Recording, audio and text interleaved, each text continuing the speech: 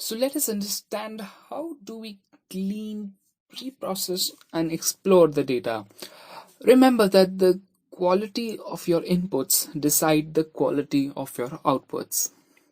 So once you have got your business hypothesis ready, that is the problem statement, it makes sense to spend a lot of time and efforts here on this particular step of data pre-processing.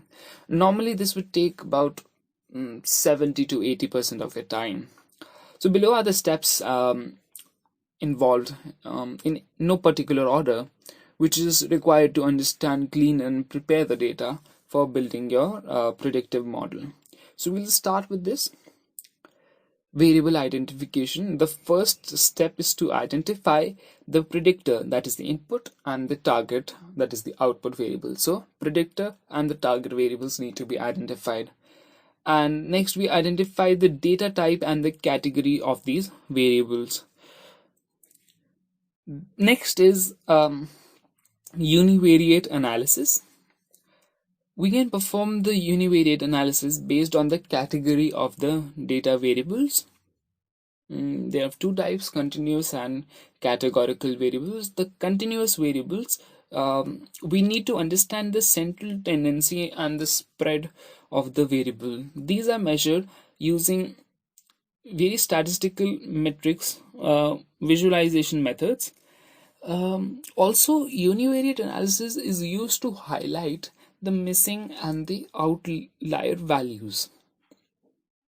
Next is the categorical variables, and if we got these categorical variables, we'll use the frequency table to understand the distribution of each category. And we can also read it as a percentage of values under each category. The bar chart can be used as visualization, so it's basically the same thing and different ways to represent it.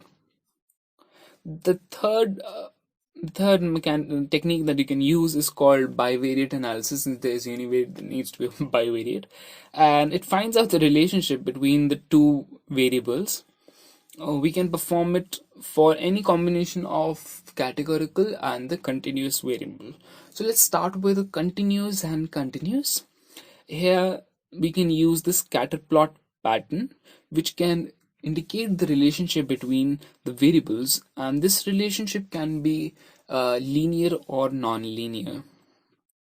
And it remember that the scatter plot, it shows the relationship between the two variables, but it does not indicate the strength of relationship between them.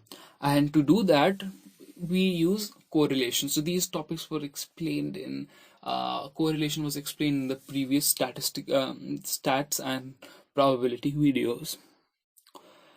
Next we can consider is what categorical and categorical variables, and to find the relationship between them we can use a two-way table. Here the rows represent the category of one variable and the column represents the category of the other variable.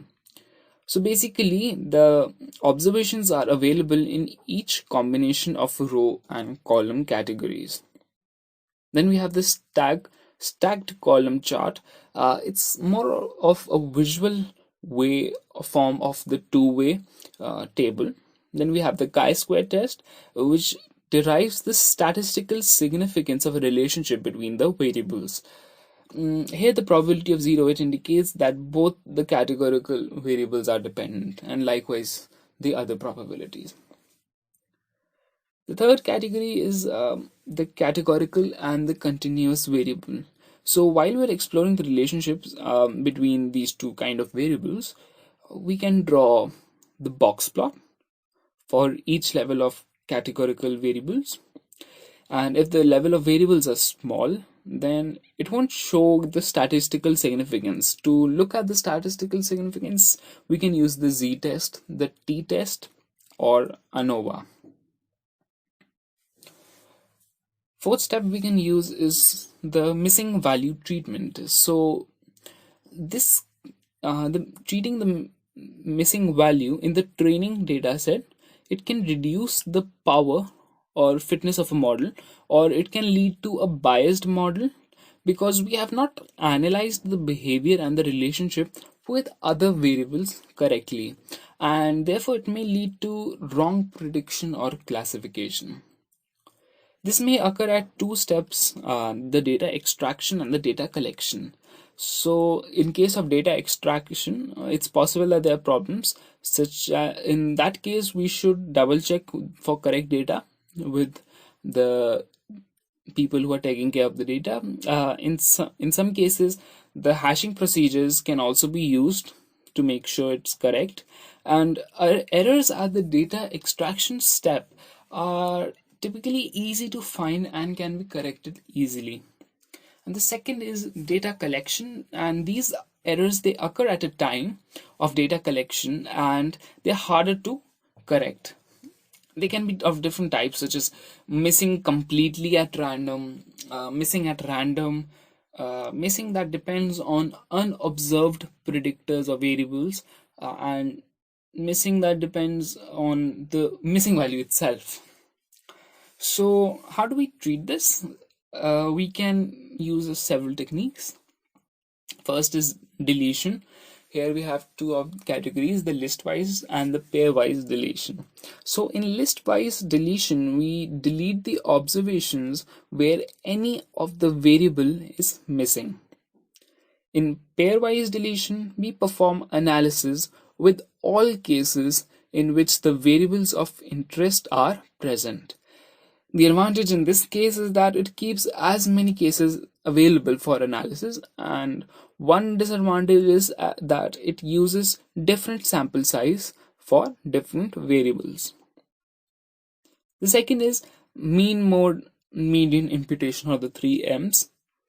The imputation is a method to fill in the missing values with some estimated one, and the objective is to employ known relationships that can be identified in the valid values of the dataset to assist in estimating the missing values, and it is one of the most frequently used methods. It consists of replacing the missing data with mean, median, mode values, with mean, median are basically the quantitative attribute and the mode is the qualitative attribute.